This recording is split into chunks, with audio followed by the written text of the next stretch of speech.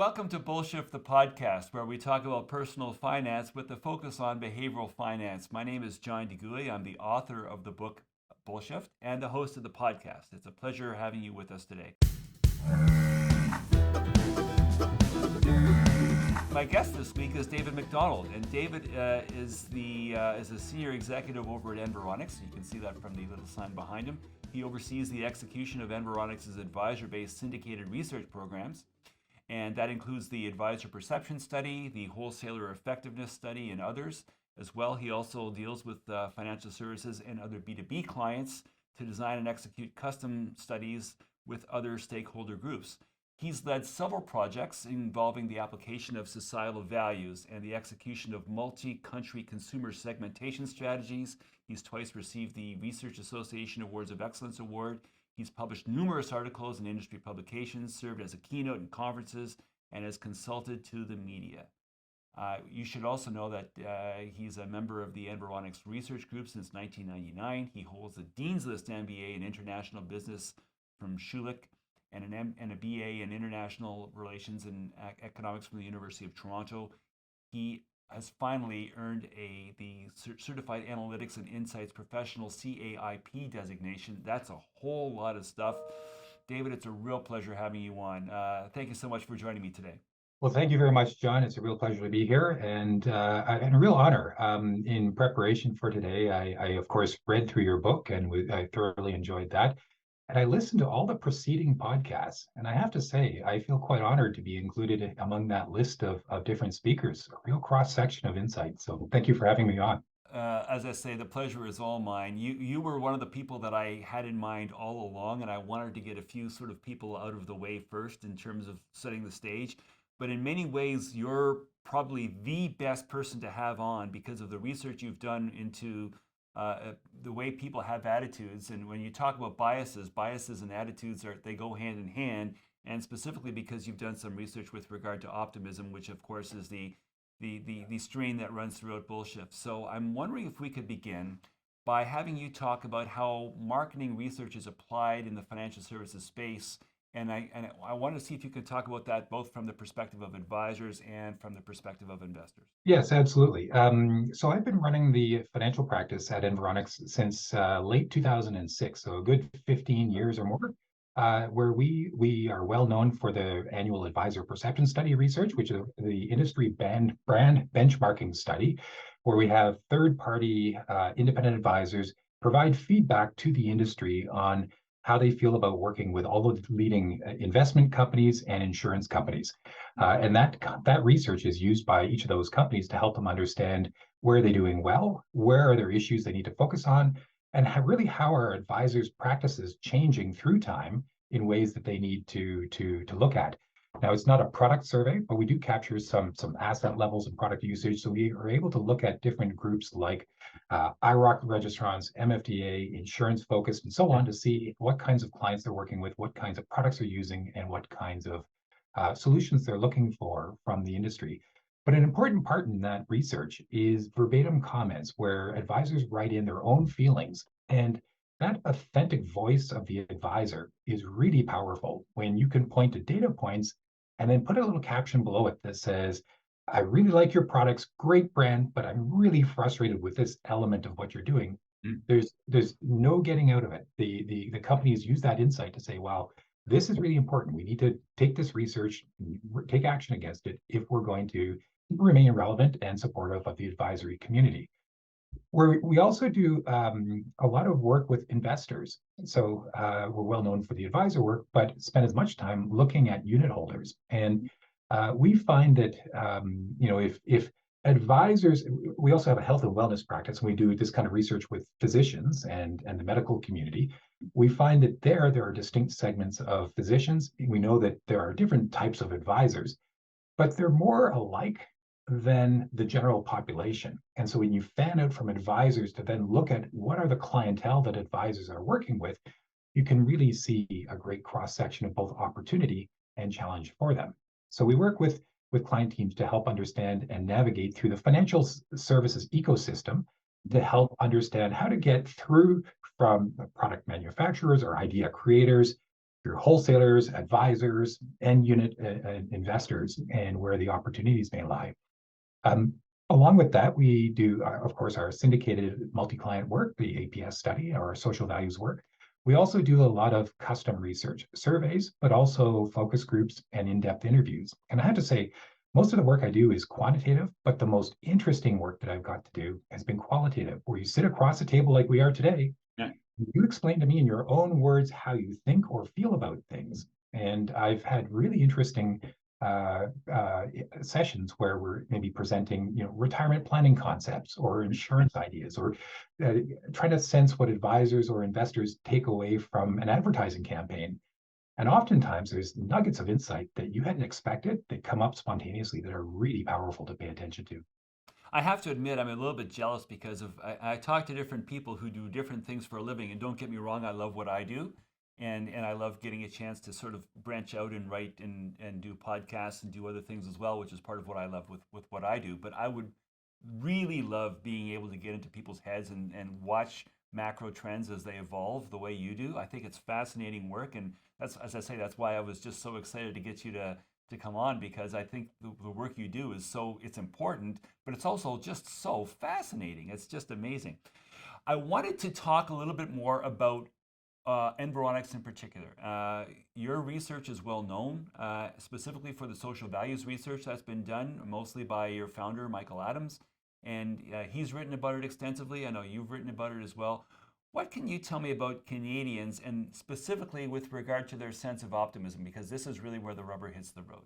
Exactly. So I actually joined Environics in 1999 to start working with our social values research with the automotive sector, Mhm. explaining the hearts and minds of car buying segments and how the auto industry could really understand and tap into them. And one of my favorite examples of that, we have over 100 constructs that we measure through time, and we've been measuring our systems since 1983. So you think about time series data. Our APS study goes back to 1995. Well, the social values research goes back all the way to 1983 in Canada and into the early 90s in the United States. So Michael's written about Canada-US differences and our differences in values and so on, but applying them to very specific client situations is always really interesting. And I remember doing a presentation. One of the constructs is enthusiasm for technology. And I was presenting, and minivan owners back then scored very low on that construct. And someone challenged me and said, well, why is it that every minivan that at the time had the DVD players and the screens in the back of the vans? And I said, that's not enthusiasm for technology,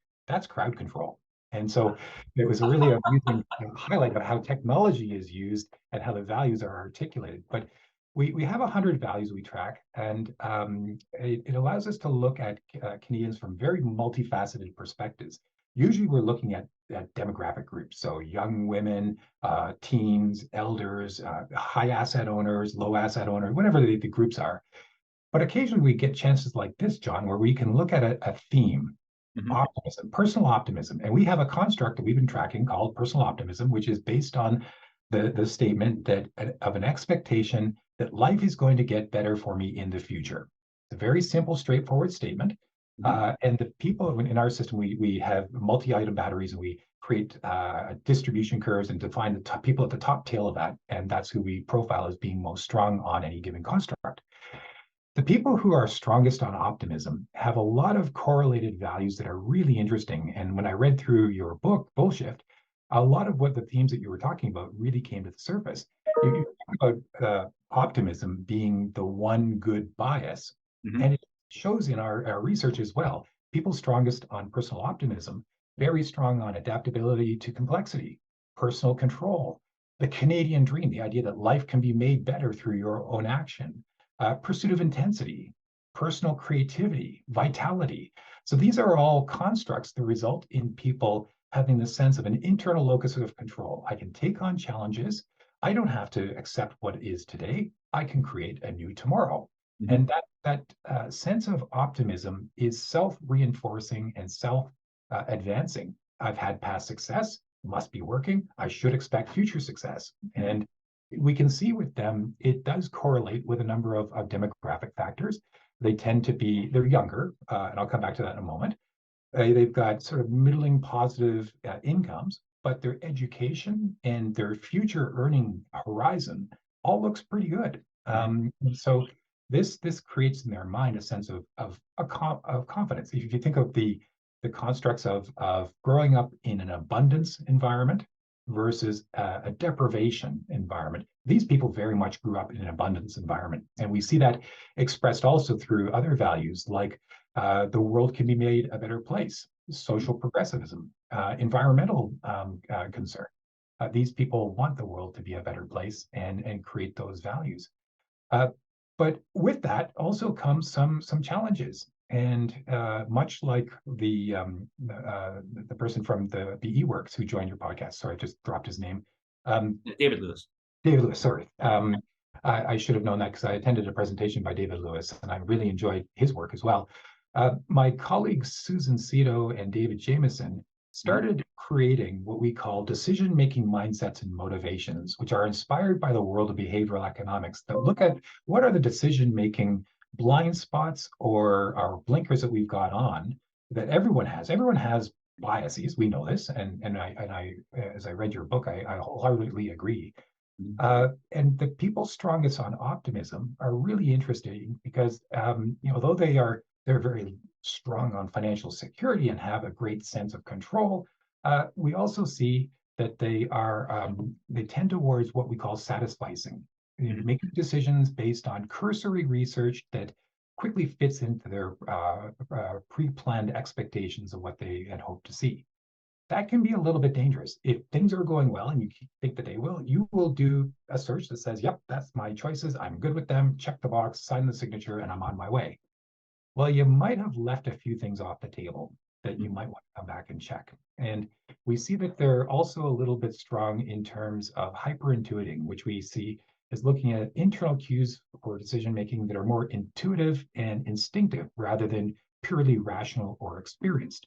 Again, that kind of more emotive-based reaction may have helped them in getting where they are, but it can also make them blind to some challenges that they may be facing. Lastly, they're fairly high on hyper-reasoning, which is making more deeper, high-effort analyses of choice options. This is counter to satisficing, so they're yin and yang. Sometimes they'll do cursory level analysis, other times they'll do deep, exhaustive analysis. It depends on the issue. But this also, isn't always consistently applied. And the last one I wanted to highlight, we've got about a dozen that we look at, but the last one I wanted to highlight is a fear of missing out. And FOMO, as you know, can be a dangerous one. It is a tendency to look at what others have that they don't and feel that if they don't get on board quickly, then they may be missing on something very important. So those who have personal optimism do have a tendency to a bit of FOMO. And when we look at some of the choices they make, we see that things like cryptocurrencies, they over-index on buying those. We know that this group scored by my colleague Bernice Chung, who runs has a deep interest in financial technology and has a fintech segmentation. The people high on personal optimism light off like a Christmas tree in enthusiasm for trying new solutions, new products, new ideas. So they were early adopters of crypto, which we know is a very speculative investment and one that can be challenging for people to really know what they're getting into. So that's a high level of what we see in personal optimism. And maybe I've rambled on a little bit more than you wanted. No, if I could just offer my own little sidebar, and this is a personal comment, you don't have to comment on this because I know you don't want to talk about politics, but there's an opportunity here for me to draw one little observation out of what you already said that I think dovetails well with what we talk about with bullshit. As we agree, optimism is the good bias, and I think a lot of the people that have been winners in their life, earlier in life, and often who have come from families that have done better as we go from their grandparents to their parents and their parents to them. They expect their lives will be better. The people politically that are now feeling threatened are the people who are oftentimes not as well educated and maybe have seen life pass them by and who don't think their future is going to be necessarily as good. And the irony is that for them, it may very well be that both segments are reading the world correctly, which is to say, for the optimists, things will in fact be getting better. And for the people who are frightened and threatened, things may very well be getting worse, and they may very well be justified in feeling threatened. And that then leads to a dangerous future. And I'm not asking you to comment on that. I'm simply saying that it's interesting to see how things may or may not play out, because one of the things I talk about in Bullshift is there may be a situation where we collectively as a society are going forward on the presupposition that the attitude of the optimists, the people who have been winners through their lives, will continue to carry the day, but increasingly that viewpoint is being challenged. And I'm not trying to take sides here. I'm simply drawing attention to the fact that the battle lines are becoming stark, and that people are very clearly segmenting into the two sides, and that the more polarized this becomes, the more dangerous it becomes for our collective future, because something's going to have to give at some point down the road. I would agree with that observation, John. I think that is a risk, and one that everyone should be concerned about. That and coming out of the pandemic, early on, we heard about the K-shaped recovery, and we've done some research that shows that very much was happening. I mean, Stats Canada has data on the benefit that CERB had on lower income quintiles during the pandemic. Their savings went up, their wealth, or their incomes and spending ability went up. As that came off, though, the upper two quintiles, who had retained a lot of savings during the have come out the back end in very rosy shape. So I think that if you look at ratios, I mean, I haven't got a modern read on it, but a Gini ratio for Canada post-pandemic is going to look a lot more divisive than pre-pandemic. And that does foster conditions that could be somewhat dangerous and divisive in Canada. Now, Canadians as a whole are not as quick to be uprising and are not as quick to revolt as other countries, but I think we shouldn't be so complacent in that. And that's something for politicians and policymakers to think about. But our research is showing that, and we do work on financial fitness. I had shared a paper with you on a credit counseling case, and there, with this financial fitness index, the people at the bottom end, the bottom two quintiles of a 5-cluster segmentation, they tend to be a lower educated, lower income, working in more precarious work. If you think during the pandemic of the light that was brought to PSWs who have to string together 2-3 minimum wage jobs to get by. I mean, that really does create conditions that could be challenging for them and for society as a whole. So I think that, really looking as we come out of the pandemic at these different groups should bring attention to this, because opposite personal optimism are groups that are really high on fatalism and on enemy and aimlessness. That theme of languishing, which came up during the pandemic, is very real and very, very evident in our research. Are there other things that you can point to in terms of how the world has changed in the past 3 years coming out of the pandemic since it started, and who the winners are and who the losers are, and who's feeling optimistic and others who are perhaps not so much so? So and we look at this on an annual and daily basis. We had a leadership team about a month or so ago looking deeply at different groups in society and how they were shifting pre-pandemic and post-pandemic. And you might be surprised that personal optimism didn't shift as much as we thought it might. Yeah. The pandemic caused an immediate spike in financial concern, one of our core values, and a decline on financial security. And other personal finance related dimensions moved very quickly.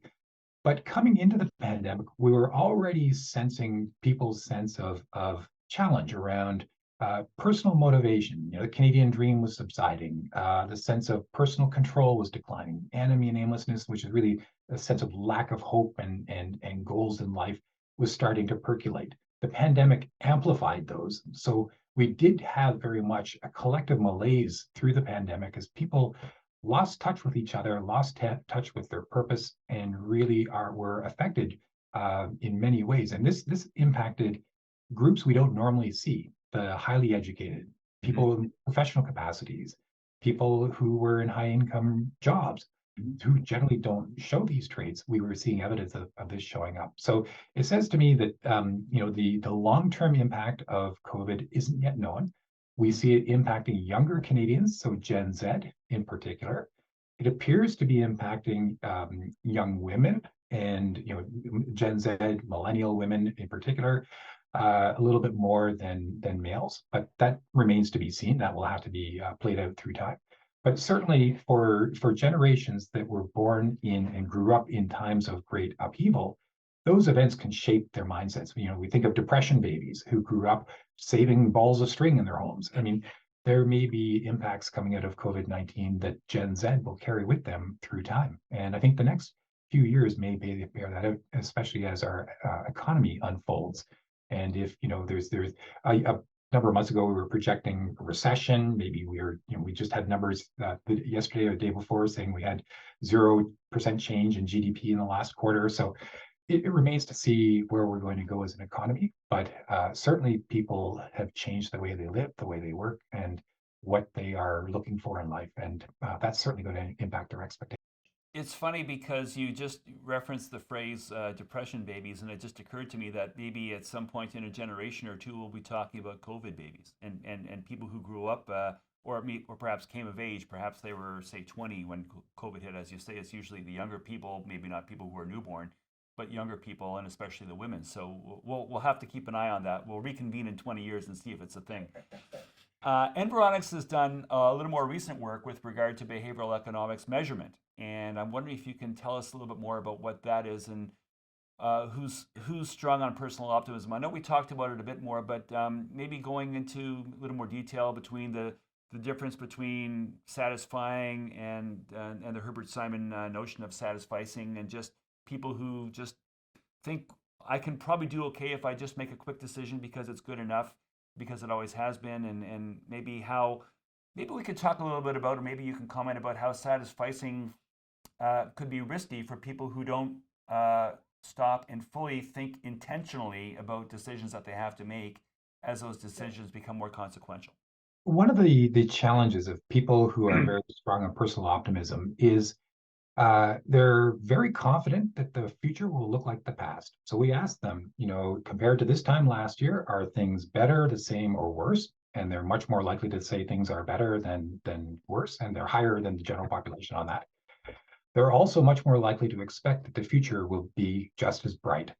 And we know through economic cycles or market cycles that things can change and can change pretty quickly. And the correction that we had in March of 2020 and almost overnight recovery, I think may have been a bit of a disservice because it may have led to the expectation, well, market declines really don't happen that often and aren't severe.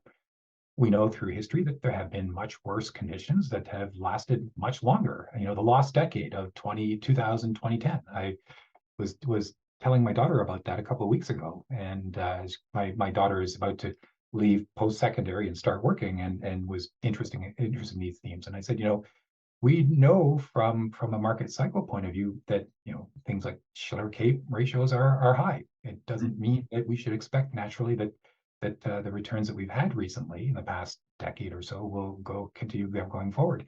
So I think it's really important for people who are high on optimism to have those checkpoints, or have an advisor or a coach or people around them to say, well, hey, wait a minute, let's not go in all the way because things can change. And I think when I've done work with financial advisors, they talk about that coaching role that they play with their clients. For their strong-willed, optimistic clients, it's reining them back and warning them that maybe 100% equities really is not a good idea right now.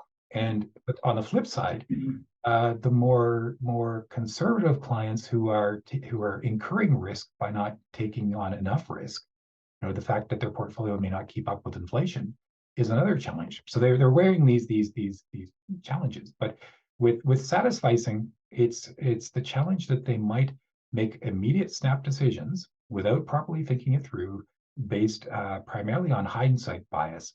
It worked last year, worked for the last 10 years. It's going to work for the next 5 or 10 years. And the challenge with investing in markets is we just don't know. There is no crystal ball. It's funny because you referenced the drawdown of February, March of 2020, which was about 1/3 in equity markets in Canada and the U.S. And that would be an example of hindsight bias, also an example of recency bias. We got through it last time. It'll probably, the future is likely to replicate the past, which is not necessarily the case. One of the stories I tell in a little vignette that I talk about just for a page or so in Bullshift is the so-called Stockdale paradox, and it's an interesting story for the people who aren't familiar with it. There was this guy James Stockdale who was the senior-ranking U.S. officer in the Hanoi Hilton during the Vietnam War or the Korean War, whichever it was, and he and his GIs were prisoners of war. They were beaten, tortured, they were starved, they were interrogated repeatedly, all manner of really bad things, and most of the men died while they were in captivity. And when the war finally ended, since Stockdale was the highest ranking officer, he was the guy that got to speak to the media to explain, well, why did you make it out and why did these other men here make it out when so many of the other men that were in captivity with you didn't make it? And he said, well, that's easy. The people who didn't make it were the optimists. And it's paradoxical because people assume that because optimism is the good bias, that it will help people get through the hardship. And as long as your hardship is a garden variety hardship, that's probably the case. The concern that Stockdale's experience underscores is that if your hardship is truly horrific, that optimism might actually not serve you well. And that's part of what I'm talking about as optimism bias potentially threatening your finances. Is that if we have a really severe threat to our finances as opposed to just a blip that lasts 5 weeks, such as what we experienced in early 2020, our experience might be quite different because the way we're programmed to deal with it will obviously not equip us very well for what we're in for. And I think that's interesting to think about how optimism can be a force for the not so good sometimes. I enjoyed that passage in your book, John, the Stockdale paradox, and I have thought about it long and hard in terms of the values that we measure. And what I've taken from that is that people strong on optimism have an expectation that through their own effort, good things will happen to them. When control is taken from them, and often in a serious and severe way for perhaps the first time in their lives, it's a shock. The people who survived are people who likely have dealt with hardship through their lives. They did not grow up in families with abundance. They had to scrap and scramble to get by in life. They learned how to be stoic and hold their head down as they were being berated for whatever misgivings. There are people who learn to just take a deep breath and persevere. That probably the values that we see around people who struggle, they don't give up, but they get through because their expectations of what the world owes them has been tainted by what they've grown up with. Whereas the people who are high on optimism, personal optimism, they didn't have that perspective because it didn't define their growing up years. And when we look at our social values, we say that they're defined early in life, brought on by the families we grow up in, our schooling environments, our cultural communities. By the time you're 15, 16, your values are set. Yeah. So if you grew up in a challenging environment, then you've learned to deal with adversity, which means that you look for it more forwardly and you can absorb it more effectively than somebody for whom, oh, I didn't get first place. Oh my God. They say in the Olympics, the silver medal is the most depressing medal to get. Gold, of course, means you won. Bronze means you got on the stadium. Silver means you didn't win. Yeah. And so I think that paradox in effect. Yeah, and they say that about a gold medal game if you've got a hockey game or something like that where you've already won the silver, but you don't. The attitude is not one of having won silver; it's having lost gold. Exactly. So I'm wondering if you could maybe talk a little bit about two things that are related, and that's how optimism can manifest among investors in general, and then maybe what you can do to guard against the behavioral quirks that are associated with being optimistic.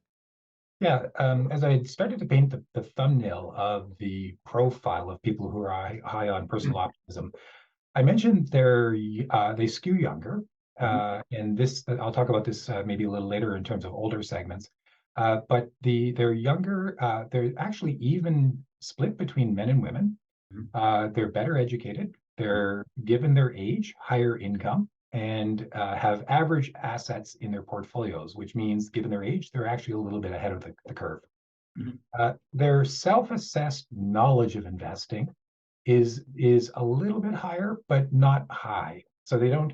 We have a scale. We ask if they think they have a sophisticated knowledge, moderate knowledge, and so on, and they're in the moderate zone.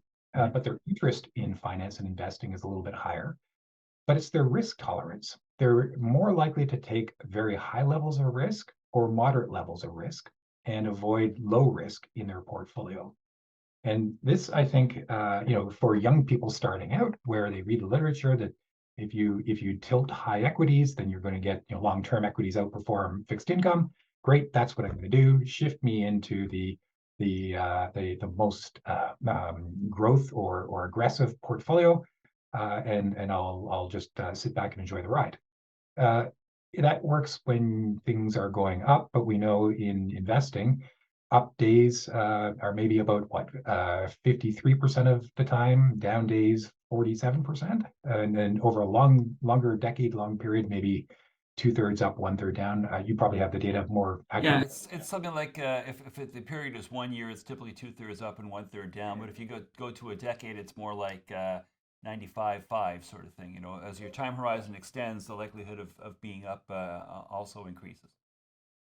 What we also see when we survey them, they're using a wide range of different advice channels. So it's actually fairly uniform compared to the general population as a whole, but a greater use of robo-advisors. Now, this is because, and we've heard this both anecdotally and through other work, if clients don't meet a certain asset threshold, many advisors just can't work with them. It doesn't fit the economic model. So many young investors have to start out either with a bank branch advisor, or they work with a robo advisor or some kind of early platform to get them in. But we do see them over-indexing in robo advisors, and that they've got uniform portfolios, and you pick your risk tolerance and away you go. But those generally don't come with a lot of direct advice. And the challenge that I see with that is, and some do offer a lot of education content on their websites. I know that for sure, because I've read that. But in your formative years, having someone to speak to get guidance from is really important, because otherwise, it's like the media studies. The people who watch Fox News have one set of political perspectives. The people who watch alternate perspectives have a different.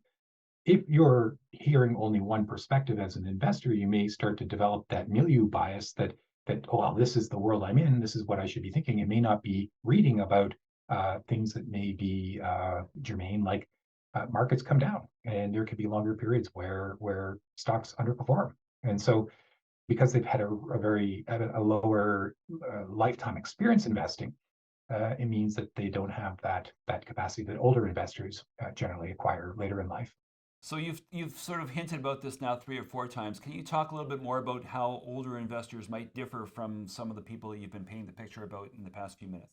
Yeah, so older investors are of course more risk averse, and older Canadians score lower on personal optimism. And if we were to step back and take our multi-year database and segment it by 5-year age increments, you'd see a gently declining curve of personal optimism, where the older segments are a lot more pessimistic about what the future may bring, because they've seen the ups, they've seen the downs.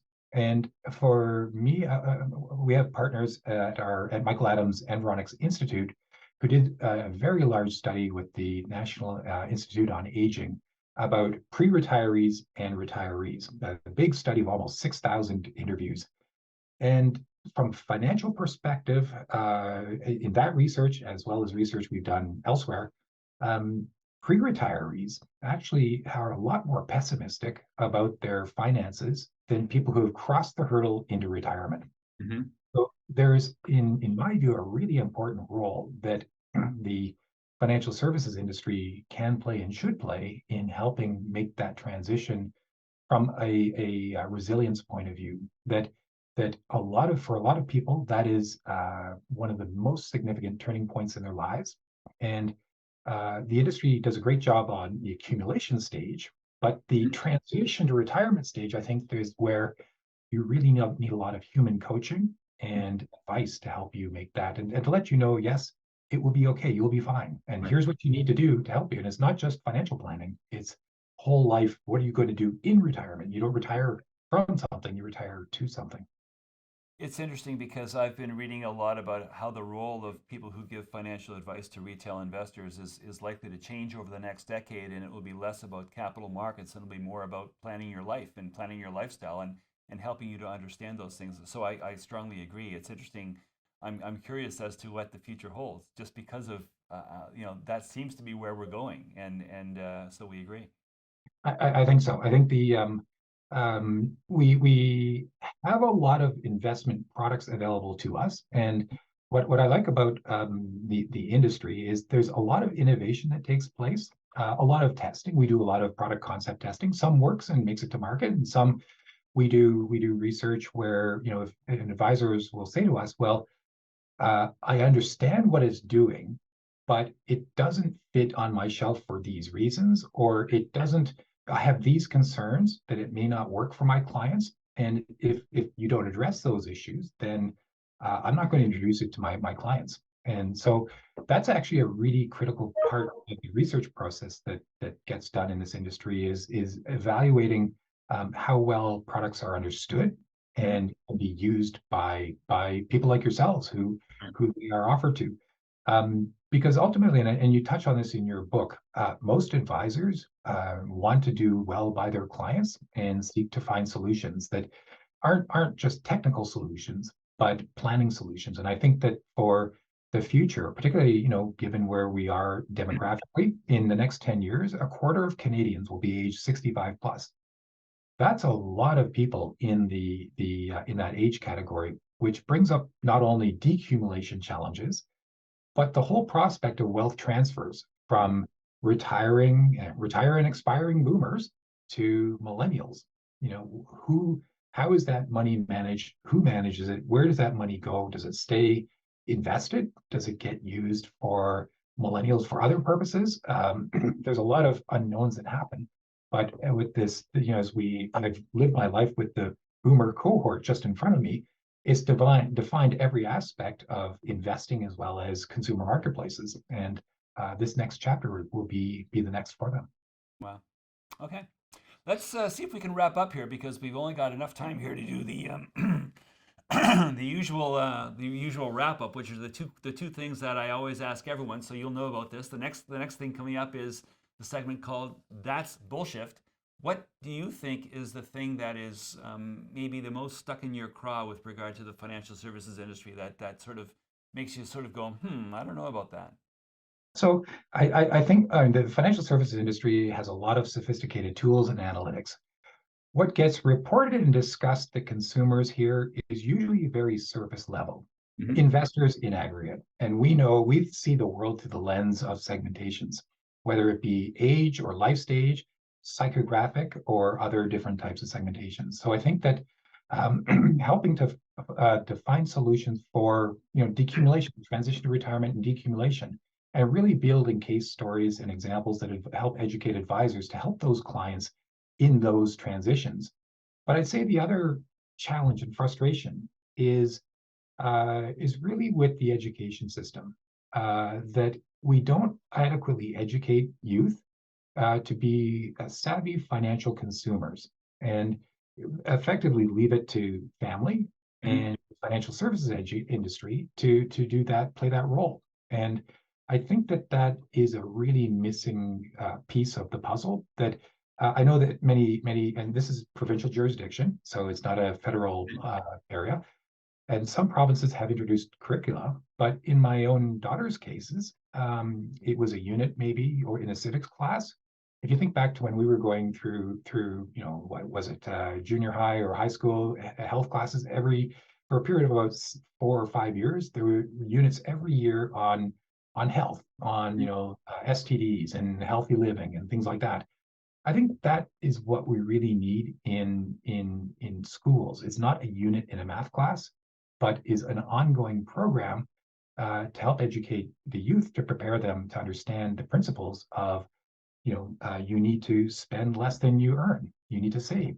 Okay, so I think you've already sort of gotten to the second point, but I don't want to get too far ahead of ourselves. So let's assume that investor education, and especially at the high school level, is the dominant thing that you're concerned about with regard to that's bullshit. You also mentioned helping people with decumulation earlier on, but that's two different things, and we can really only talk about one. So if we can now get to the second point, which is shift happens. If you could find a way to shift things to make them happen for the better, what would you do to actually help, let's say, the provinces to do a better job of educating their our children as they prepare for the life in the great big world out there? Social mobility research shows that apples don't fall far from the tree. Some do, but people who grow up in environments with poor financial literacy often grow up to have poor financial literacy. And so it starts in the formative years, it starts in the schools. I would like to see the boards of education, the education ministries in each province develop units that are beyond just a single offering, that really are alongside what we learn in English and history and geography, because as we graduate, we may forget how to balance the quadratic formulas or name the parts of a plant in cells. But boy, we're certainly going to need that financial literacy to carry us through life. And that is my number one solution that I can't wait to see. Here, here.